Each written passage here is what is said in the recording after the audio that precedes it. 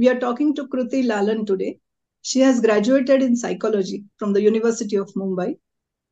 She has done masters in French from University of Mumbai, and she has also studied Spanish. She specializes in teaching foreign languages. She is the founder director of the Language Legacy.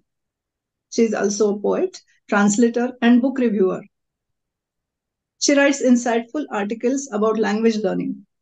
She speaks English, Hindi, Gujarati, Marathi, French, Spanish, and the Kutchi dialect. Let us talk to her and understand her passion for languages. Hi, Kruti. Hello, thank you so much for having me here. Welcome. Welcome to the show. Thank you. I would like to start by asking you about your passion for French and Spanish. How did it all begin? So actually, I think the passion for languages started from my passion for books. So as far as I remember in my childhood, the only hobby that I had was reading. I used to not like sports. I used to not go out and play. I used to just be into the books. And because for me, it was like the more languages I knew, the more books I could access, the more books I could read. So that Right. is where my passion for languages started. So I started off with Hindi in school because we had Hindi and Marathi compulsory. So I started on, reading a little bit of literature from there. And then as I grew up, and then after my 10th, I picked up French because I had that as a subject in my college. And I just fell in love with the literature. And I remember in one of the storybooks that I was reading very young, I had a story of Maupassant, and that Mm. story really stuck with me. And I was like, when I grow up, I'm going to read it in its original language. And fortunate, after a lot of years, actually, I was able to read it in its original language. So that's Oh, how all the passion for languages started. that's really interesting. Kruti, what inspired you to take up teaching? So my dad is a teacher, and Oh, I have seen him throughout my years. I have seen him do this, and I've seen him love this. So I feel that is where I understood the nobility of this profession. And also, whenever we used to go out, his students used to come, and even today.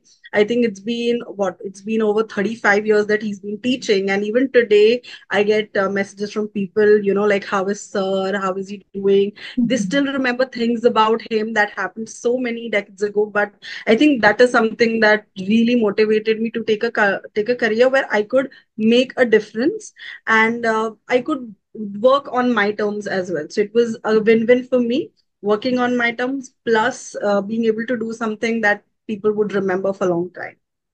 wow, nice.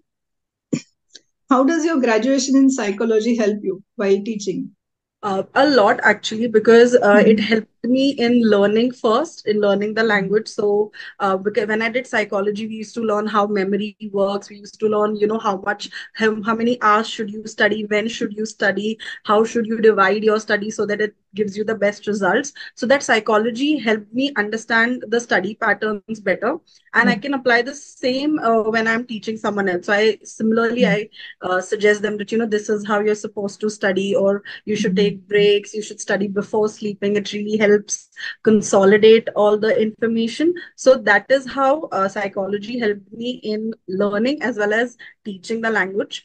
Plus, I generally do one-on-one sessions. So what that does is, with the help of psychology, it helps me understand the psyche of a particular student, like what works with them better. And do we go ahead with visual kind of learning, do we go ahead with auditory learning, are they more of writing and learning? So also learning different kinds of learning techniques during my psychology helped me adapt the same when I teach now today.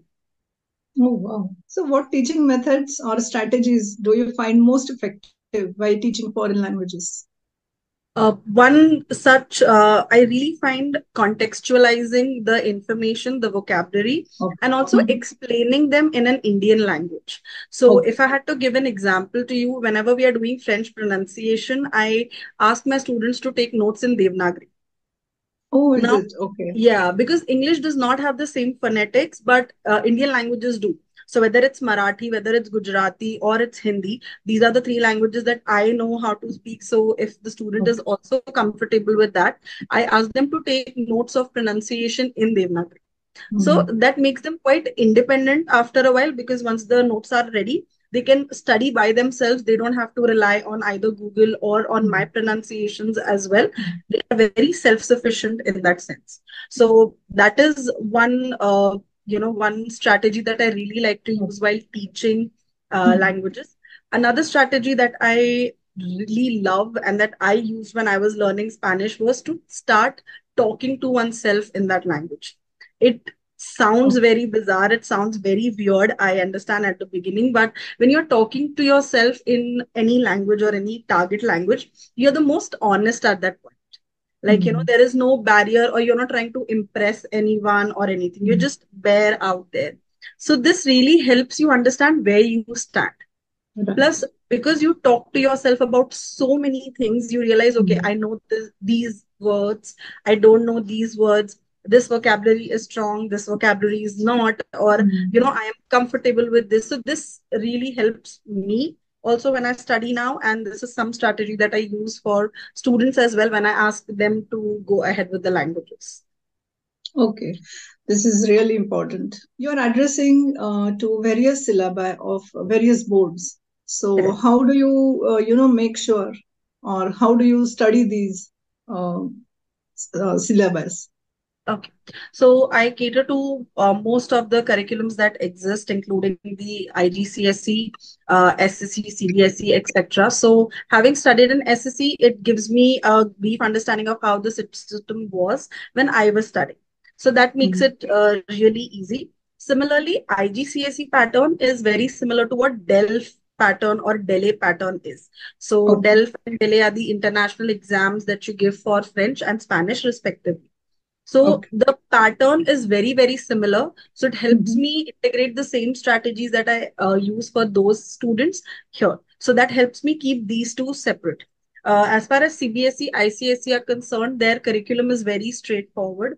Whatever measures suggested by the education board are also very straightforward. So once you Mhm. go through them, and once you go through a few past papers also, you understand the pattern that they are looking for and the kind Mhm. of competency that they're looking for in the student.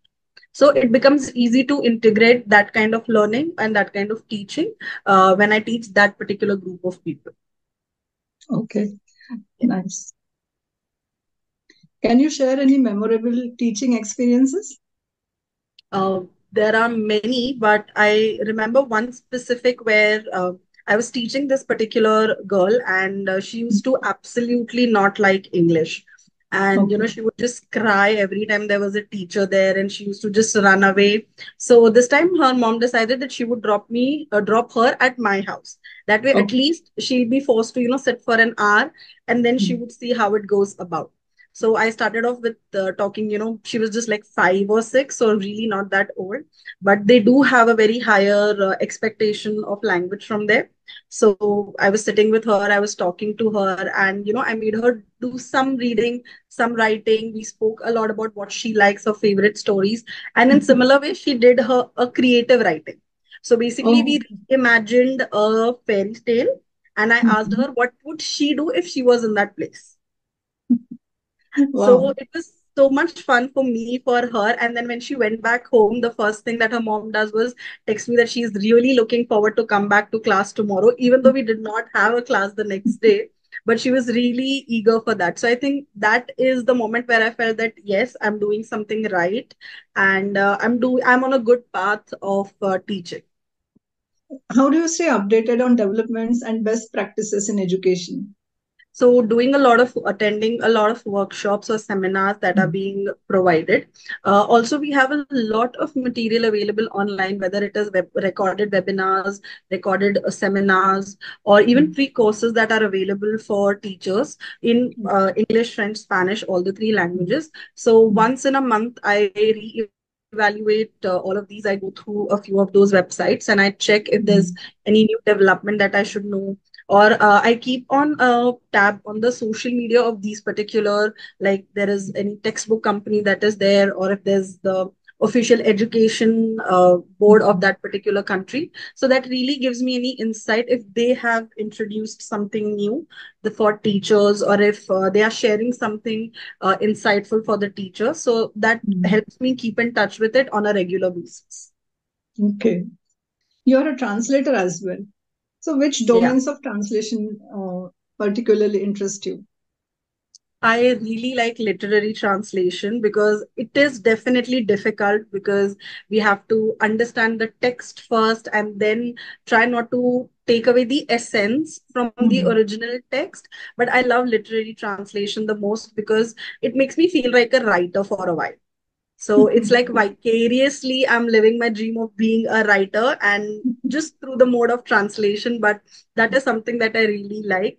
I love translating poems also, but I just do them for my own passion. I don't do it officially because translating poems are really difficult because a lot of cultural context is involved and a lot Mhm. of historical context is involved in that. So Right. I prefer doing only prose and stories, short stories and such. Okay. That's nice. Talking about poetry, what Yeah. inspired you to start writing poetry? I would say again my father because he used to write poetry when he Mhm. was young, and Mhm. I accidentally found his diary, his journal kind of thing, where he used to write poetry in Gujarati. So my Okay. dad, yeah, and he used to read a lot of poems and he used to write in Gujarati. So Mhm. I understood the power that words hold when I Mhm. read something that he had written. Like, just imagine being sitting here physically, but mentally you're someplace else. So that Okay. is what I felt when I read what my father had written. And that incited in me that, I also want to create something that would make people go somewhere else by not moving physically. So Oh, okay. transporting them to another state, transporting them to another entire state of being is what Mhm. really inspired me to take up poetry. Kruti, you read a lot. So, this question, what poets or writers have influenced your work the most and why? Um, Difficult to say for poets because I have read very few of them and I have read very haphazardly.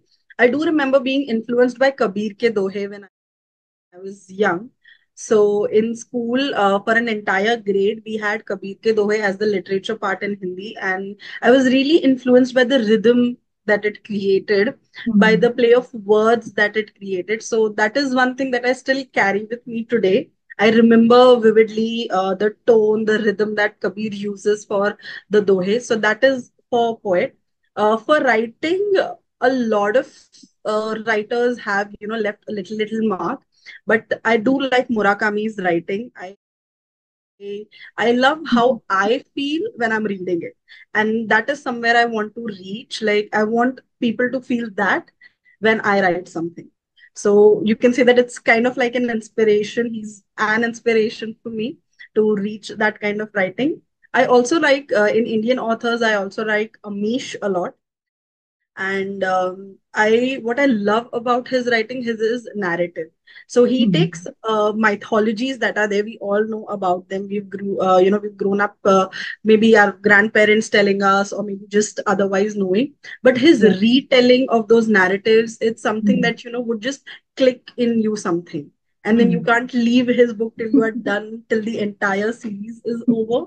So I think Amish also has a great influence on how I want my writing to be viewed as. Oh, nice. How did you get started as a book reviewer? Again, book reviewer was I just my when I was in college, I used to read a lot. So like you would never find me without a book in my bag. Even today, if I am traveling somewhere, I will have at least a physical copy. Even though I have like n number of PDFs or n number of EPUBs on my Kindle, you would still find me with a physical copy. So when I was in college, somebody just asked me like, oh, the book you were reading yesterday, can you tell me how it was? Like I want to read it. So I was just Mhm. giving the review, like, oh, this is this, and this is what you would like about it. And this person just said that, oh, but you should write reviews. You do a really good job of it. And now I'm curious to read the book, but you've not spoiled it for me. So Mhm. that person, thanks to that person, I started putting it in the reviews. And it also gives me a chance to talk about my favorite books. Correct. Great. What criteria do you use to evaluate and critique books? Honestly, there are three major criterias that I Mhm. choose for how a book has to be evaluated. Number one is, does it create that emotion or feeling in the reader that it has intended. So how Hmm. does the book read? So when I'm reading, am I feeling the same things that the words are created for, or am I feeling a disconnect from the book? That is Hmm. the first thing that I look at. Number two are the different kinds of themes, or as you know, the popular word for it is tropes. So Hmm. tropes are like, what kind of themes are being covered in this particular book. So like, is it Hmm. about female friendships? Is it about romance trope? Is it about friends turned to enemies? So that is also one such aspect that really influences the kind of books I like to evaluate or I like to read. The Hmm. third aspect for me is the author. So Hmm. I read a little bit about the author before I start reading a book because it just helps me place the book better. So I Hmm. had read a book called I Am David. I Okay. Am David is a book about a small boy who's in concentration camp and he's trying to find his way out Okay. and he's trying to find his mother. Hmm. So that book, the storyline is very basic. So when I picked it up, I was not really sure if I would like it. But when I read a little bit about the author, I understood where she's coming from. I Hmm. understood that originally this book is not written in that language; it's written in another language. So it's the translation that I'm holding. So there were times when there were gaps in the narration, but I understood Hmm. because it was translation that caused it. Hmm. There are just some emotions or words you can't translate from one word, one language to another. So Hmm. this three things really help me read because then I am able to relate to the book better than But otherwise. okay.